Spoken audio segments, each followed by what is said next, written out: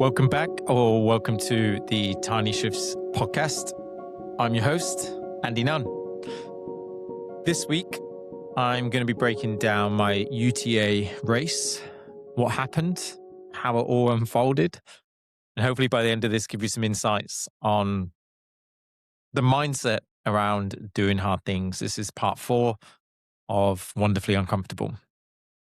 So let's begin. So leading into the race, just to recap, this is my third attempt at 100 miles. So the week before the race, I was super excited. This is the first time I've been going into a 100-mile race not being injured or having any other problems. I had a couple of events starting that week on Monday and Tuesday. And I remember at the end of the event on Monday night, on Tuesday morning, I had like a scratchy neck. And I guess I thought, is this a cold or is it just because I was shouting?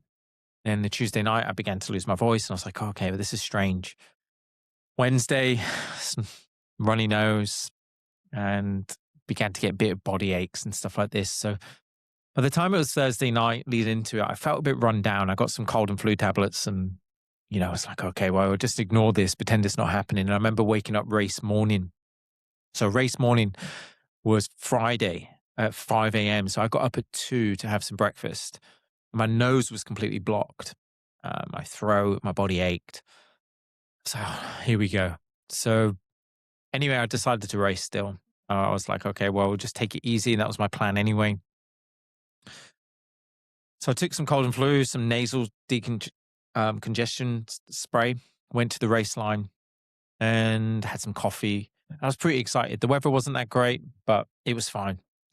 I made my way down to Govert Sleep. It was pitch black, so you can't see it, but it's incredible views in the Blue Mountains. And the race started. I started in the front group, but quite quickly I knew that my body was feeling the sort of sickness. Climbing up out of the Grand Canyon, my legs just felt so tired and so fatigued. But I just took it easy anyway. And the day ended up being pretty good, despite this feeling, like just deep fatigue in me. I was like, just take it easy. I ran every hill and I was being very controlled. My body felt pretty good. Before I knew it, I was getting into the 50K mark, seeing my friends there, and then my family, and my daughter was there with Jessica, and it was just such an incredible moment. My mum was crewing me, and I was really, really happy with it. I was like, okay, this is going well. And then I ran along to Narrowneck, which is about the 60K mark. And I was like to my mum, and meet me at the 6 foot. I'll be about 4 or 5 hours doing this 30K. And I just flew. Felt incredible. Even I remember doing this section. This section was the part where my race fell apart the year before because of injury. I got to the 90K mark, 6 foot track, and I was actually feeling pretty good. I was really hungry, but that was about it. Then I did the loop. So it's a 16K loop. And again, really controlled. It was dark by this point. I felt good. Managed to get enough energy in me. And then the next point was from 6 foot up to the aquatic center. So this is about 100 kilometers. And then this is where my race sort of started to fall to pieces. Coming out up into the 6 foot, climbing up Nelly's Glen. I started to get this pain at the front of my leg.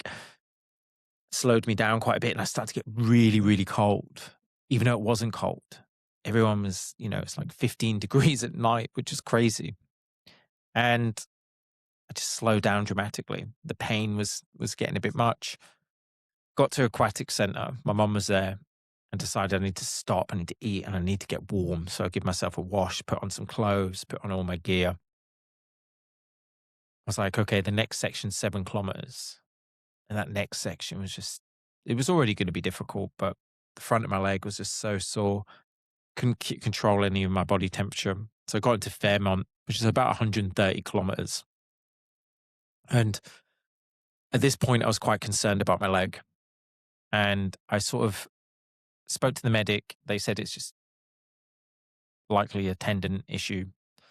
I just couldn't get warm. They gave me a hot water bottle and I was shaking and shaking. And I was like, okay, I'm way above cutoff. And this is where sort of doubt started to creep in. I started to think, okay, well, if this is an injury, I've got to go down Kadumba. What do I do? And I was more concerned about the body temperature. So the injury didn't really concern me too much because I was like, well, I'll be fine. It's just tendon. But the thing that did bother me was the fact I was shaking so much. And after about 2 hours, I waited there 2 hours. 'Cause I said I was going to sleep. I couldn't sleep, couldn't get warm. I tried to put the gear on, and then I said, I'm going to go out. I was stubbornly thinking I can just go out and do this, and I could see my mum's face because at this point, the fact I was just shaking so much, it was a big concern. I realized that carrying on was just stupid. Like, what was I really doing? But because this is my third time, because I've done this podcast, because of, all these sorts of things in the back of my mind, I was like, okay, what am I doing? I've got like 25 hours to do 30K. I could crawl to the end. But then realistically, like, is it worth it, the risk of injuring myself? So I pulled out. I wish I could just say it was just easy. And all this mindset stuff and all this, don't get focused on the outcome. Don't be somebody who just focus on the outcome of stuff and, make these decisions and all this stuff. But the truth is, it sucks. I feel awful, feel terrible. And I want so much. I just wanted to finish the race. And, I've just sat there and I thought about it, and I realized that it was a really big risk carrying on. And initially, after a few days, I was like, okay, well, my legs started to feel a bit better, and I started to doubt. And I was like, oh, because I feel okay now, maybe I could have just carried on and tried to run again a couple of times. And it turns out my injury was a lot worse than it is. And I've basically had 3 or 4 weeks off of running. So nearly 4 weeks since the race. So I think it's quite clear now that I made the right decision in that moment. But at the time, it doesn't take away from the fact of how difficult it was. And I just listened to I listened to a podcast, but then I read the Substack of Killian North, who ran Cocodona 250. He finished second. He was the first male overall. And he had a glute issue, but then he had other issues. And it turns out after the race that he injured himself really badly. He actually had the ankle injury that I had. But it's going to keep him out of something. He was doing the most competitive, like over 100 miles and all these sort of races. And he's going to have the surgery, which is going to take him out for like nearly a year of these big races. And it was all because he carried on after the last 60 miles with this injury. And he talks about how, he still won the race as the male, finished second overall. And you might look at it, maybe it was worth it in the moment. But then he says that in hindsight, there's no way it was worth it. He wants to still be running in his 50s, he mentions in his Substack. Making those decisions in those moments can't be putting yourself in there. If the currency you have to win a race potentially is all in, is being injured, it just shouldn't be worth it. We're already pushing our body to the extreme, to the limits,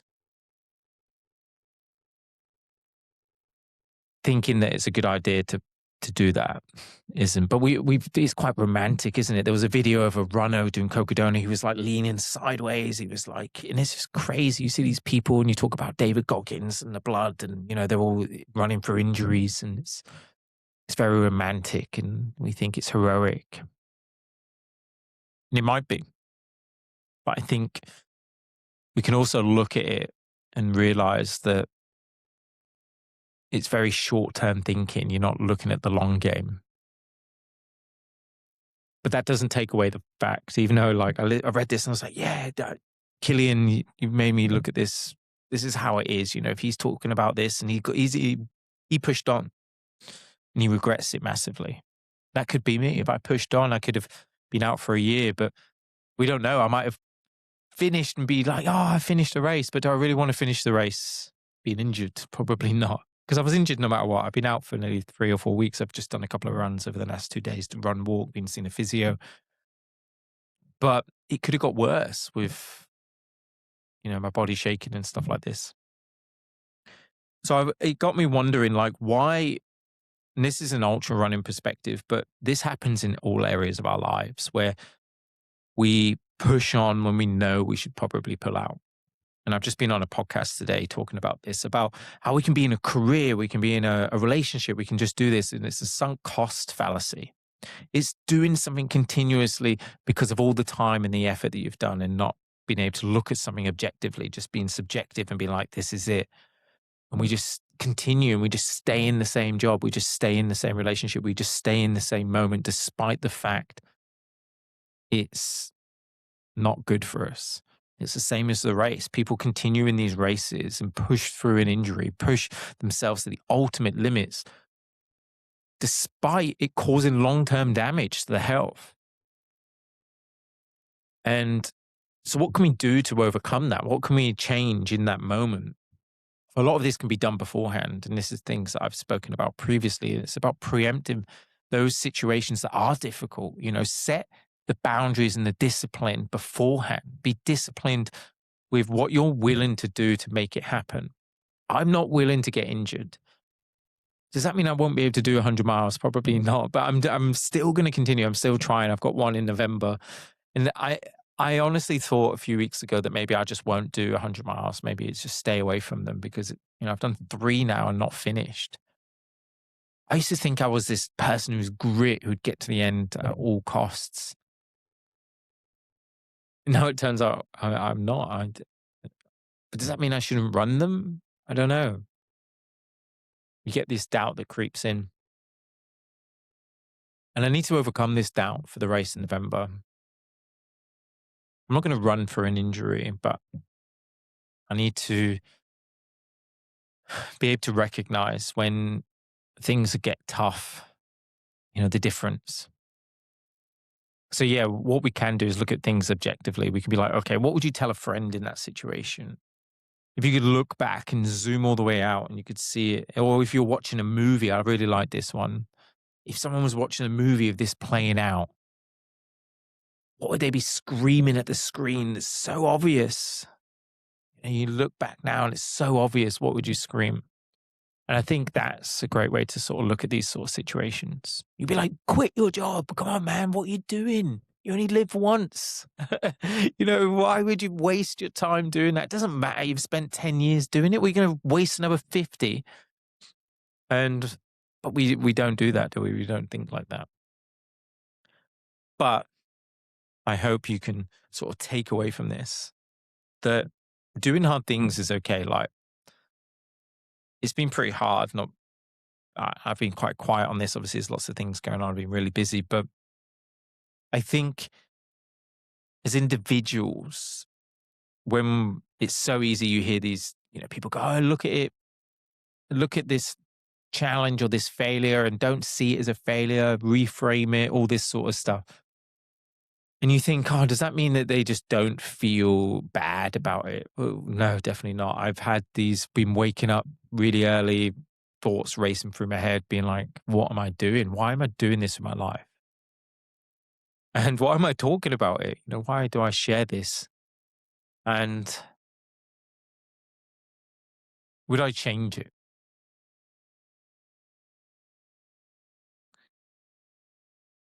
I don't think so. I don't think I would want to change anything. It would be nice to finish one of these 100-mile races at one point. And I will, probably, before I die. Might just have to walk one. But to be fair, I basically tried to walk it last month. But we didn't get there. And I hope from this is just a bit of a recap. What you can get from all of this about doing hard things is that failure when you do hard things and you step out your comfort zone is inevitable. It doesn't mean it doesn't feel terrible, even when you learn all these tools and these mindset tools and all this sort of stuff. But you just keep failing forward. Okay. You just go, okay, what's next? What's next? What's next? You just keep going because when you don't really have another choice. I'm in another race. I'm going to train. I'm going to go for it. I'm going to try and finish. Okay. And I would hope. Normally it's third time lucky. You don't really hear fourth time lucky, do you? I think, is it because people give up after 3 times? If they don't get it, they're just like, oh yeah, this isn't for me. What am I going to be like, 9th time lucky? Anyway, it's a good job that the next one is like one of the hardest ones out of all of the ones that I've tried. The next one's difficult. So I need to be fit. And I'm going to keep you updated. This podcast is going to continue. I'm going to be going over some stuff about mindset biases over the next few weeks and how we can be biased at work. And also, I think an important one that I haven't really spoken much about is AI, my relationship with AI and my relationship with social media. I have a bit of social media presence, but I actually don't use it, funny enough. But I'm going to go into detail about why I don't use it, what I do instead, and how we can prepare our mindset with AI. Because the next few years, whether we like it or not, the workplace is going to change. And you have to be open to change. You have to be open to the AI. And you have to focus on building the skills that are going to make you valuable.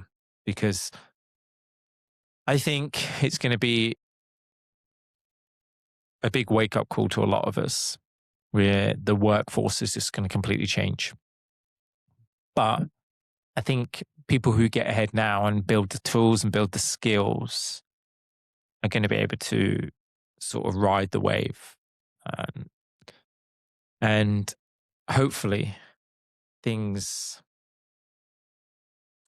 don't just end up as bad as what, some people are sort of predicting. But we'll find out. And I'll hopefully give some insights onto what some of my thoughts are and what tools that you can sort of take away. But this is a short one this week. I just wanted to get it out there. I'm going to start with a new sort of project with this sort of podcast. And hopefully these are some ideas that you can sort of take away with you. But thank you so much. And I'll speak to you all soon. Thank you.